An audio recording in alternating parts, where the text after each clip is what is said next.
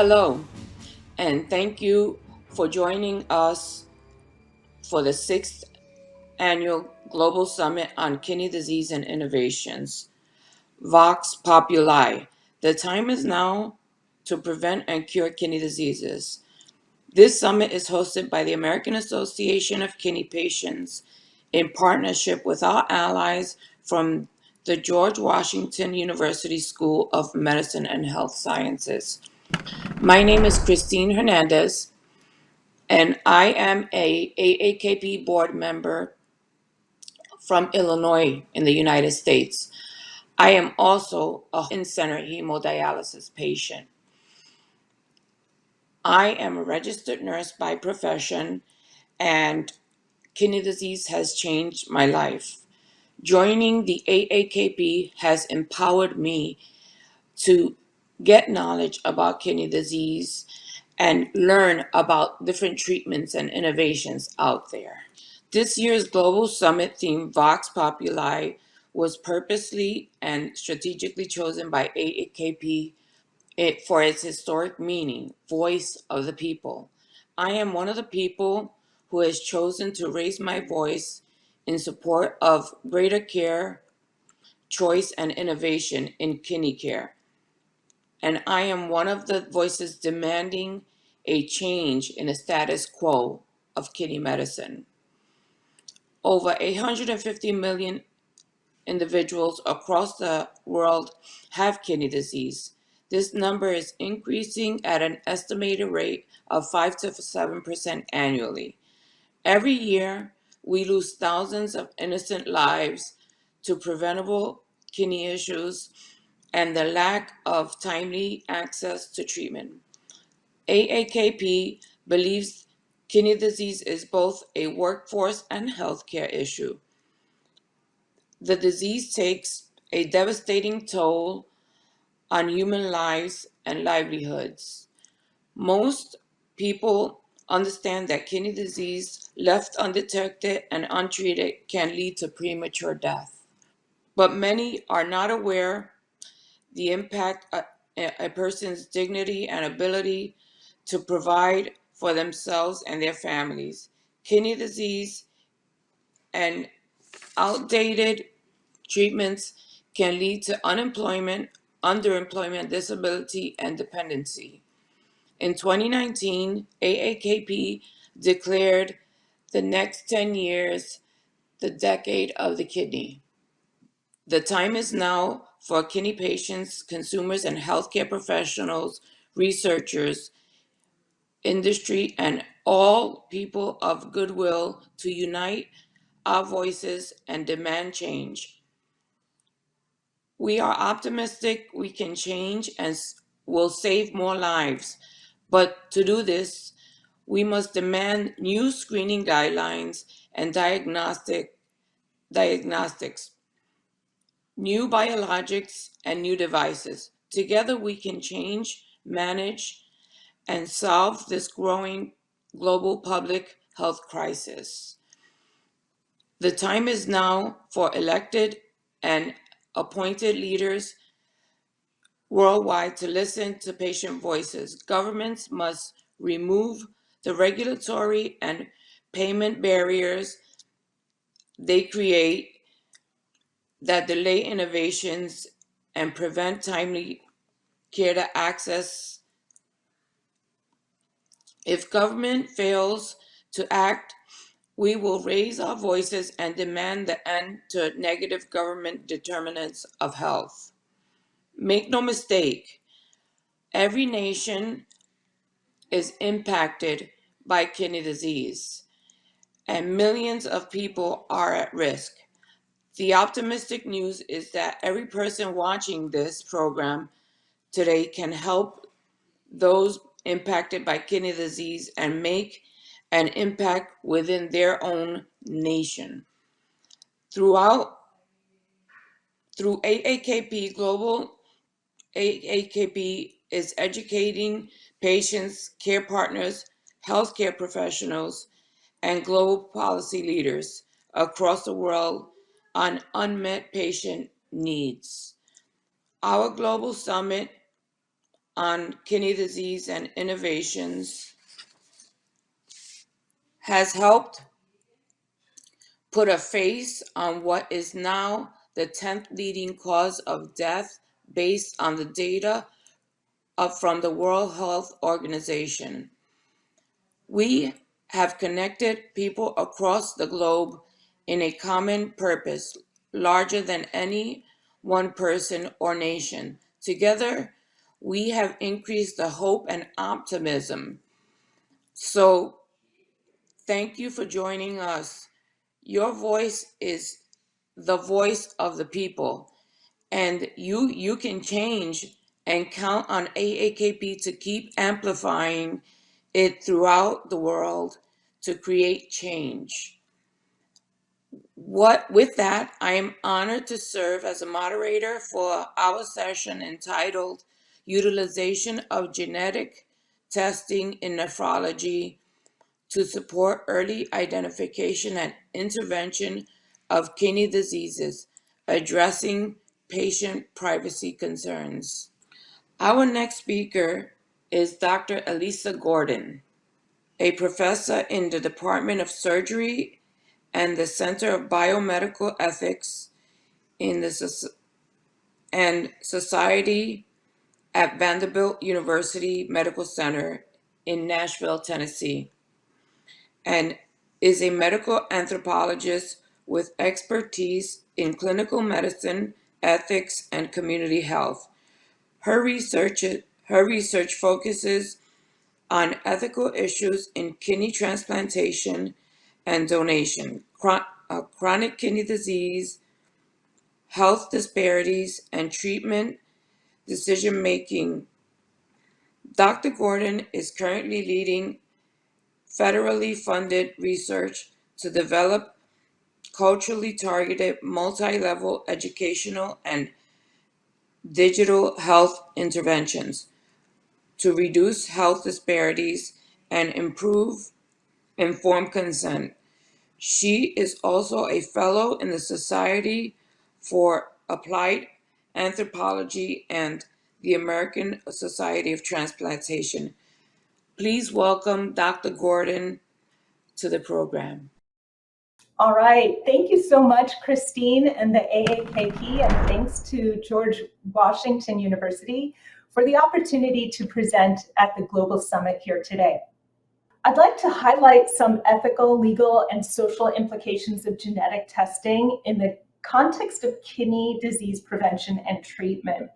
The scope of people affected is quite large and includes patients with chronic kidney disease, kidney transplant candidates, recipients, and living kidney donor candidates. And I'm going to say patients to refer to all of these groups. A major ethical concern pertains to considerations of equity. That is, who has access to genetic testing and receiving results. So I'm going to touch on different matters pertaining to equity to highlight how the nephrology and transplant fields can support and foster patients' equitable access to genetic testing. The well-elucidated genomic associations with chronic kidney disease hold great potential for advancing personalized medicine.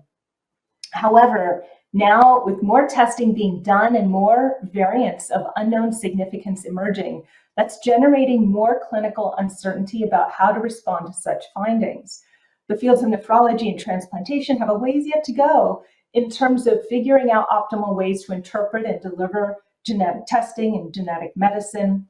And this challenge coincides with a broader national problem facing clinical practices, particularly specialized medical care. As a result, many patients are not receiving access to genetic testing that would enable them to get optimal, personalized, needed care. And making matters worse, this lack of access to genetic testing exacerbates inequities by underserved populations and access to personalized care overall. Here's a high-level view of some biases in genetic testing that may contribute to inequities. In their effort to reduce the negative effects of implicit biases in clinical genetic testing, the American College of Medical Genetics and Genomics, or ACMG, identified how specific and institutional implicit biases are involved in the development implementation, and access to genetic testing. The ACMG categorized these biases in clinical genetic testing into these three main areas: environmental, clinical, and technical. So what I'd like to do is review each one real briefly. Let's take a look at the environmental category. So a number of historical abuses, such as the appropriation and commercialization of Henrietta Lacks's cell lines, along with unanswered questions of genetic material ownership and disposition, continue to generate a lot of mistrust in genetic testing. And there are concerns about social stigmatization and discrimination, particularly for groups of patients who share a common identity. And some of these groups are shown here in the third box there. Fears of insurance discrimination also ring loud, particularly among healthy living donor candidates considering APOL1 genetic testing. With regard to clinical factors in the next box, we've got a number of factors that I can discuss in greater detail in a few moments, but real briefly, the lack of diverse genetic counselors, the lack of linguistically and culturally competent care are additional factors. Additionally, there's a lack of provider knowledge and confidence to identify patients in need or to order genomic testing. And there's also some difficulty with regard to doing a family history amongst underrepresented minorities. Turning then to the technical box, then genome-wide association studies, GWAS, these include mostly people of European ancestry. And so this means that such studies limit the utility of estimating what's called polygenic risk scores for underrepresented minorities. As with any clinical test, there are risks involved in genetic testing: personal, social, professional, financial, and insurance related. Given the duty of non-maleficence, providers need to be mindful of these risks in order to minimize them through shared decision-making with patients. There have been several legislative acts like GINA, the Genetic Information Non-Discrimination Act of 2008, that provide protections against genetic discrimination, but there are still some gaps.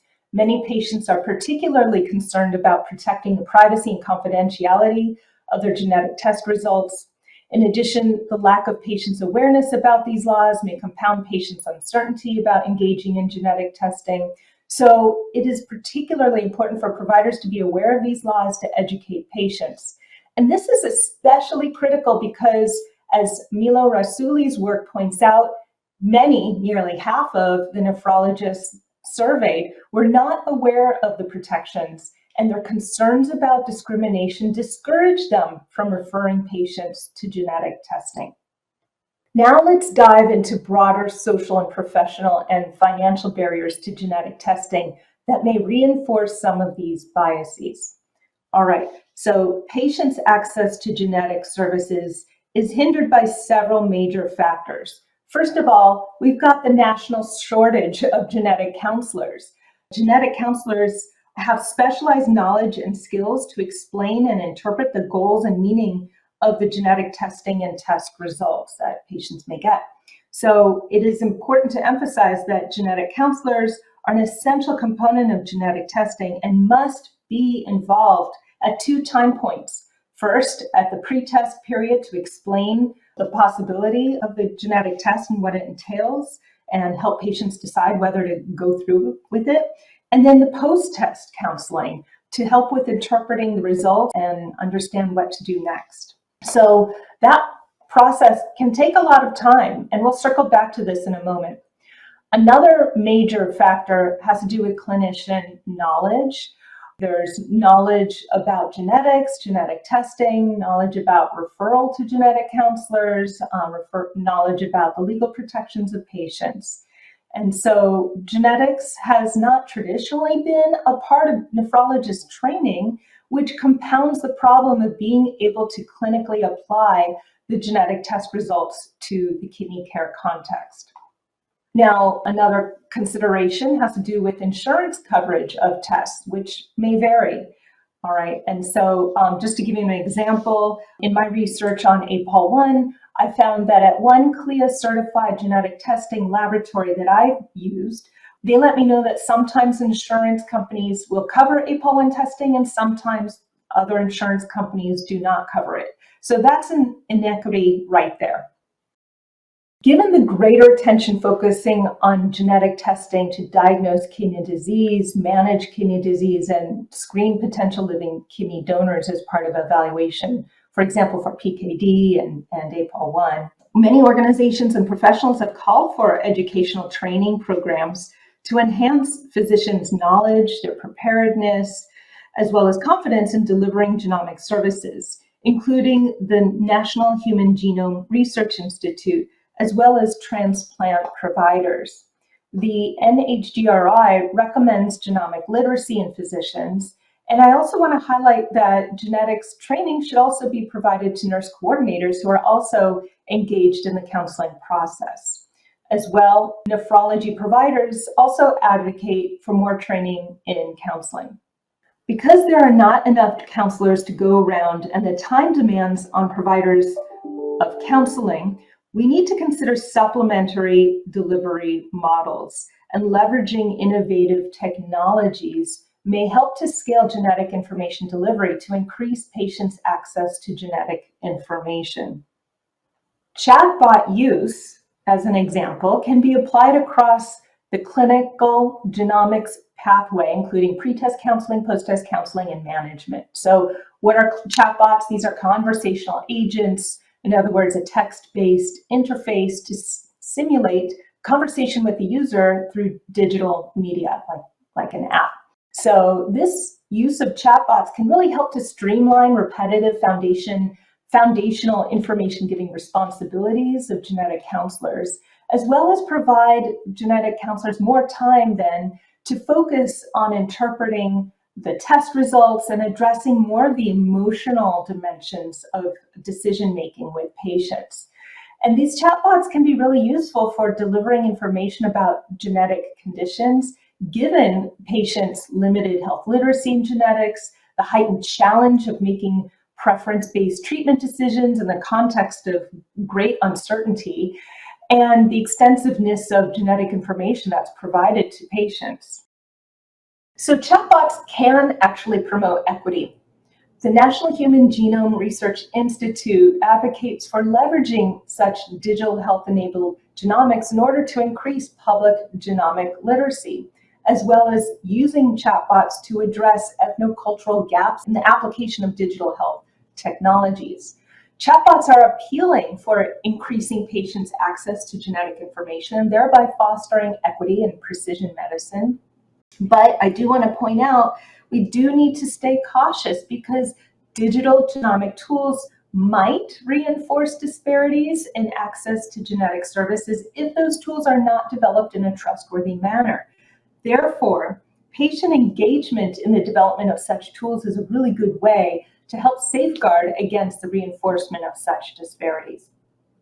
Chatbots can be used to support patient self-management, therapy, counseling, education, screening, training, and diagnosing, a whole host of things. And they've been developed for and used for many purposes. For example, to aid in decision-making about genetic testing for breast cancer, to treat depression.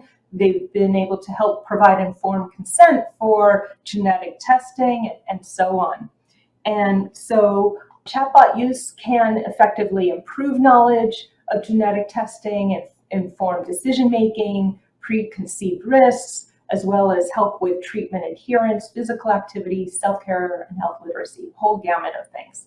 Given their utility, healthcare institutions such as Geisinger are increasingly using chatbots in healthcare and genetic services delivery. For example, the GIA, Genetic Information Assistant, is one such example. And to the right, you'll see the first page of the GIA chatbot that my team and I created for APOL1 testing of living donor candidates. Staying on the topic of integration, a critical component in goal genetic testing is integrating genetic test results into the electronic health record. By law, according to the American College of Medical Genetics and Genomics, or ACMG, patients should always have full access to genetic data in their electronic health record, including clinicians' interpretation, test results, and secondary findings for informed treatment decision-making. integrating genetic test results into the electronic health record is really valuable. And that's because just like any other medical data, genetic data must also be in the medical record. Thus, the entry of accurate information into appropriate data fields within the EHR is essential for accelerating clinical decision-making. However, there are a number of challenges with integrating genetic data, and these are ongoing. The eMERGE study, which stands for Electronic Medical Records and Genomics Project, that's an ongoing study for over 10 years. That's been designed to integrate genomic data into electronic health records and to use such data results in clinical and pharmaceutical research. They've encountered a whole host of challenges with the integration process. And I have as well in my own work with integrating APOL1 genetic test results into the EHR. Now let's take this one step further. How genetic test results are returned is not standardized. Technically speaking, in 2016, the 21st Century Cures Act made sharing electronic health information the expected norm in healthcare. All right, so there's this expectation that as soon as you get your labs processed, that those results will be right in there in your patient portal available for you to see. As I mentioned earlier with the eMERGE study and my study, with genetic test results, they're often scanned into the medical record as a PDF. Their medical records don't exactly have discrete fields for the genetic test results, so that makes it very difficult to get those results entered into your portal as numeric data. So instead, they're scanned in as a PDF, and then technically in those cases, the providers would disclose those results sometime thereafter. And so different hospitals, different transplant programs may end up returning the results in different ways. There may be an in-person meeting with the nephrologist, or a nephrologist may make a phone call. A patient may follow up with a nurse coordinator thereafter. There may be a referral to a genetic counselor. There may be a voicemail. I've spoken to someone who got their results through voicemail. Or there may be a combination of all of these, or one or another of them, in addition to information in the patient portal. So there's quite a lot of variation in this process. And so this raises a question ethically as to how does receiving the genetic test results affect patients' well-being? What are patients' preferences? So this variation is problematic because it may undermine patient treatment or preventative health behaviors, their well-being and trust. This is something that is important to look into. To reflect on all of these contextual factors raises some additional ethical questions. So I've broken these into two groups. I mean, there are a whole host of ethical issues, but here are just a few that are on my mind. There's the process and then some outcomes. So first of all, are providers even informing patients that genetic testing is voluntary? How does the limited time and lack of training for communicating genetic test results affect the patient-provider relationship? Are pre-test and post-test counseling performed in a culturally competent manner? Turning to outcomes, when and how should assurances can be provided about privacy protections? How are patients getting their genetic test results? What should families be told about undergoing testing? Should they be getting tested? And what are some of the implications of test results for family planning? So that patients can gain equitable access to genetic testing and faster access to care, I recommend that we do a number of things. First of all, we need to increase training of nephrology providers in clinical genetics. We also should advocate for insurance coverage of genetic testing. In addition, we should be leveraging digital health technologies such as chatbots as supplementary to routine clinical care. We should also ensure that our genetic test results get integrated into the electronic health records, such as through Epic.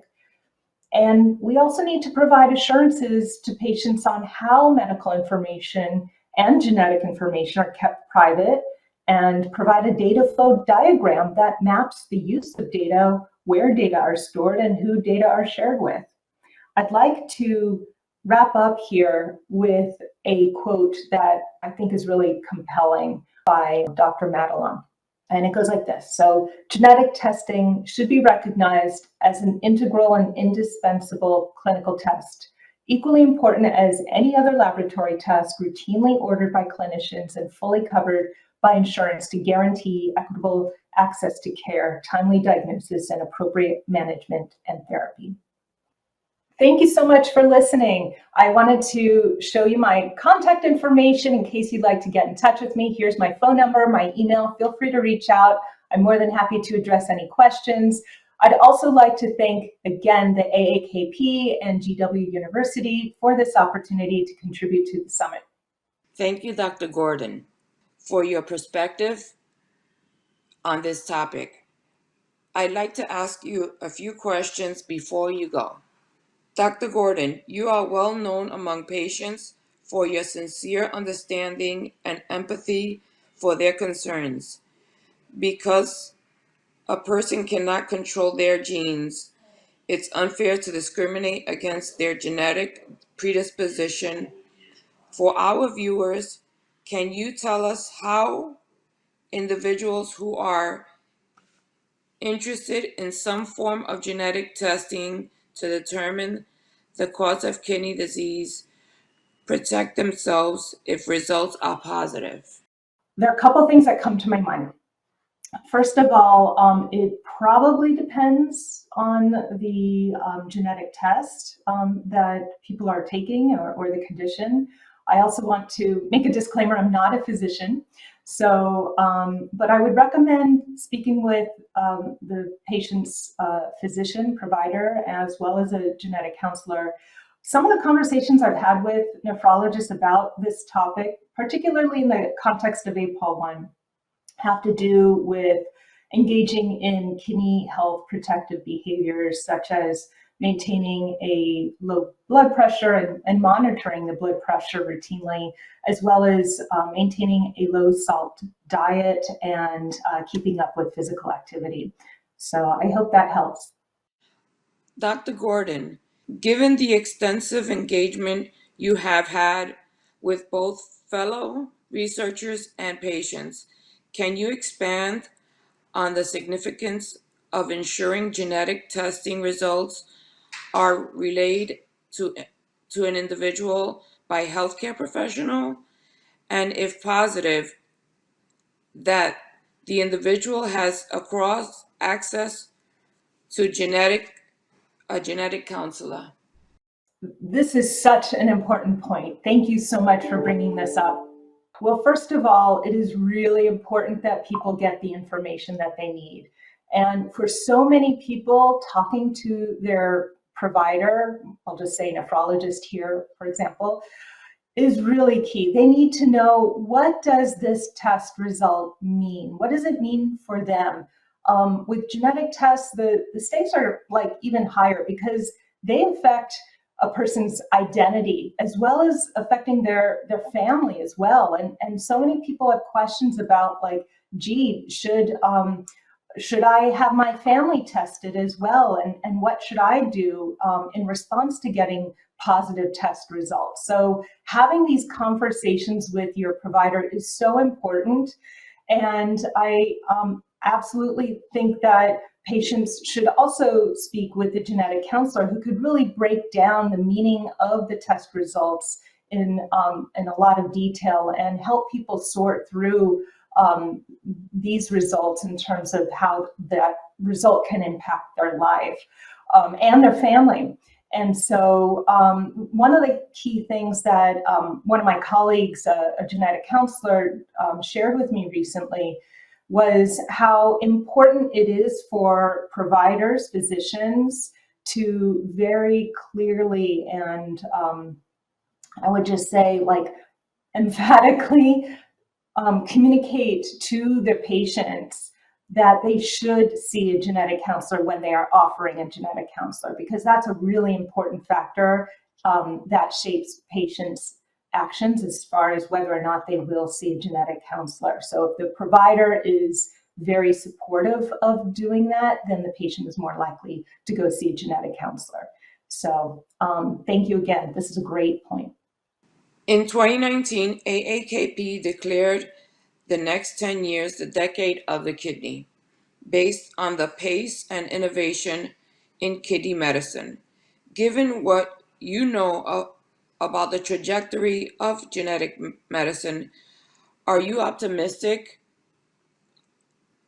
that we are closer today to new treatments that could stop or cure rare kidney disease compared to just 10 years ago?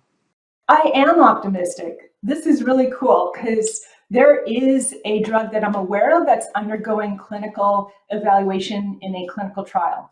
And so far, in preliminary publications, it's showing very promising results. So I am optimistic, and that's just one that I'm aware of. There may be many others. So I'm looking forward to the next steps. And finally, the theme of our global summit this year is Vox Populi. Kidney patients and families have made it clear that it's time to transcend status quo care. Can you tell us how the voices of patients and their lived experiences continue to inspire you as a professional and caring person? Yes, patients and families are very inspiring, and I owe so much to patients who I've spoken to, their caregivers. It's really important to engage patients in so many ways, and I'm so grateful for the opportunity to speak with patients and work with patients over my career. I've been affected personally and professionally. Just thinking about professionally first, it's so important to engage patients and include patients, and not just include, but make patients your partners. I don't know, I'll speak about my research here. In any research endeavor that you do that is designed to help patients, I'll just give you an example from my own research. I'm submitting a grant, and I've been really fortunate to be working with the AAKP, and one of the leaders of the AAKP has agreed to collaborate with me on this project. And it's so important to hear what patients say about whatever research project it may be, because the success of the study really depends on it. And I'll say a little bit more about what I mean by that. Any research project, whether it's a clinical trial or not a trial, but we really need to know what concerns patients have, what are patients' needs, and the whole study design has to be able to address those needs in order for the intervention or whatever it's going to be effective and in terms of addressing those needs. So that's why it's so essential that any research team have engagement and include patients as collaborators, as have a community advisory board, and bring people involve everyone, and ensure that we hear the lived experience, because that's what we're trying to improve people's lives in light of the conditions that they have. So that's on the research point of view. For me personally, gosh, this is really important. You know, speaking with patients helps me to stay grounded. And you know, it's really making these connections that's really meaningful in my life, and it helps me to stay real and know what's important. And it's through connection and working together that we can get through our lives in the most meaningful way. Thank you, Dr. Gordon, for taking the time out of your busy schedule to be a part of the Global Summit.